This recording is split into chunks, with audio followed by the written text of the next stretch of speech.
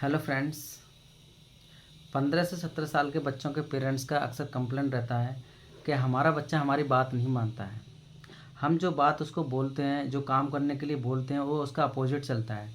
जो भी काम हमें बोलेंगे उसका वो उसको मना कर देगा। वो हमेशा अपने मन की करना चाहता है, अपनी बात ही मनवाता है। वो चाहता है कि मैं जो बोलूँ वही ठीक है, बाकी सब गलत है। और पेरेंट्स को लगता है कि नहीं, जो मैं बोल रहा हूँ वो सही है, बच्चा गलत कर रहा है। क्योंकि पेरेंट्स को लगता है कि मैं एक्सपीरियंस है हमें, तो हम हमेशा सही करेंगे। बच्चा भटक सकता है, गलत हो सकता है, लेकिन हम कभी गलत नहीं हो सकते हैं।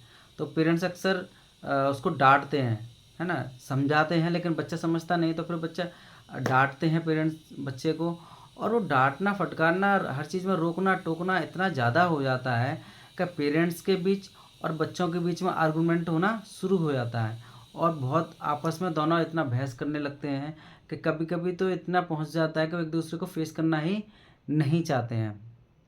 अगर आप चाहते हैं कि आपका बच्चा आपकी बात माने और जो आप चाहते हैं वो बच्चा करे, तो उसके लिए सबसे पहले आपको खुद को थोड़ा बदलना पड़ेगा, खुद को चेंज करना पड़ेगा।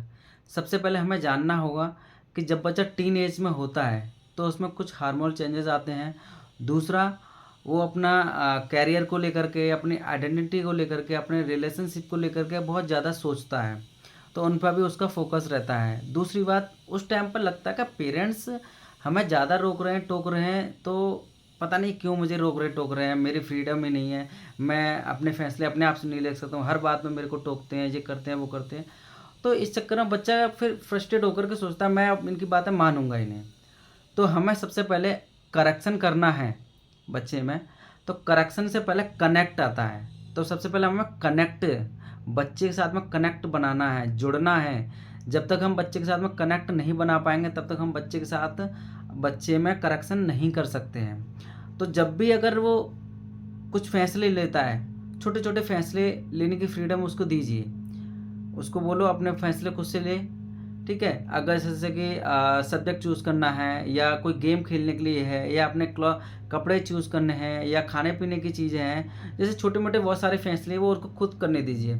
तो बच्चे को लगता है कि हाँ, मेरे को फ्रीडम है और मेरे फैसलों की भी यहाँ कदर हो रही है, और मैं अपने फैसले खुद से ले सकता हूँ। लेकिन इसका मतलब ये बिल्कुल नहीं कि बच्चे को आपने अकेला छोड़ दिया, फ्रीडम दे दी है तो वो आप कुछ भी करेगा। नहीं नहीं, ऐसा नहीं है।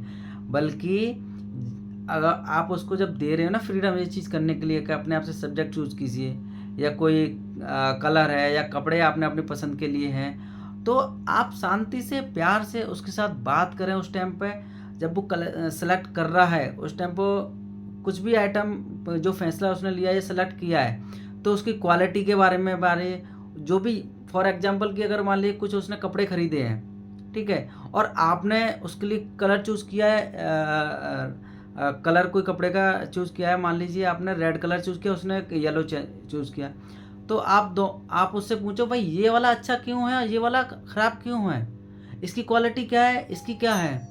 तो वो बच्चा उसके बारे में फिर बताना स्टार्ट कर देगा आपसे, है ना।